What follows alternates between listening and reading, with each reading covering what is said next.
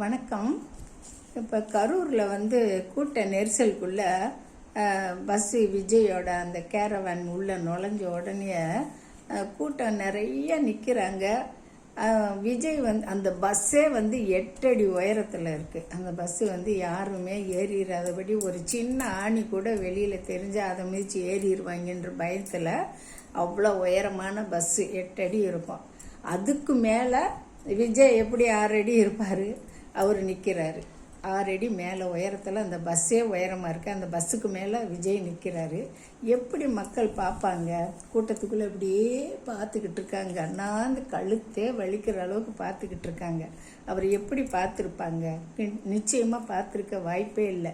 இறங்கி கீழே மக்களோட ஒரு மேடையில் நின்று பேசுகிறது மாதிரி அப்படி இப்படின்னு இருந்தால் தான் மக்கள் ஈஸியாக பார்க்குறதுக்கு வழிவகுக்க முடியும். இங்கேயே கூட்ட நெரிசலில் மக்கள் இருக்கும்போது அவரை பார்க்கவே முடியும். கேட்டால் நாங்கள் விஜயை பார்க்க போனோம்ன்றாங்க. அங்கே பார்க்கவே முடியாதே. அவ்வளோ உயரத்தில் பஸ்ஸுக்கு மேலே நின்றுக்கிட்டு இருந்தால் எப்படி பார்க்க முடியும்? நிச்சயமாக யாருமே பார்த்துருக்க முடியாது. இந்த கூட்டம் எதுக்கு தான் இந்த பொதுமக்கள் இப்படி தவி விழுந்துக்கிட்டு போனாங்க? பிள்ளைங்களை கூட்டிக்கிட்டு, குழந்தைகளை கூப்பிட்டுக்கிட்டு, வயிற்று பிள்ளையோடவும் போயிருந்துருக்காங்க. கேவலமாக இருக்குது. நீங்கள் போனாலும் எப்படி நீங்கள் பார்க்க முடிஞ்சிச்சு? 7 மணிக்கு மேலே வரும்போது இருட்டுக்குள்ளே எப்படி அவர் மூஞ்சி தெரிஞ்சிச்சு? அவங்க நோக்கத்தில் தான் இருப்பாங்க. அவங்க எதுக்காக வந்தாங்களோ அந்த நோக்கத்தில் தான் இருப்பாங்க. பேப்பரை பார்த்து அவர் படிச்சுக்கிட்டே இருக்கார். கீழே கத்துன்னு கத்திக்கிட்டு இருக்காங்க. ஒன்றுமே தெரியல.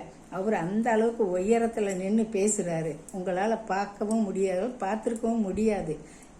இந்த மாதிரியான தவறானதை பொதுமக்களும் அதுக்கு பொறுப்பேற்றுக்கிட்டு தான் போகணும். 41 பேர் இறந்ததுக்கு பொதுமக்களும் பொறுப்பேற்றுக்கிட்டு தான் போகணும். இந்த பதிவு பிடிச்சிருச்சுன்னா லைக் பண்ணுங்கள், ஷேர் பண்ணுங்கள், சப்ஸ்கிரைப் பண்ணுங்கள். நன்றி, வணக்கம்.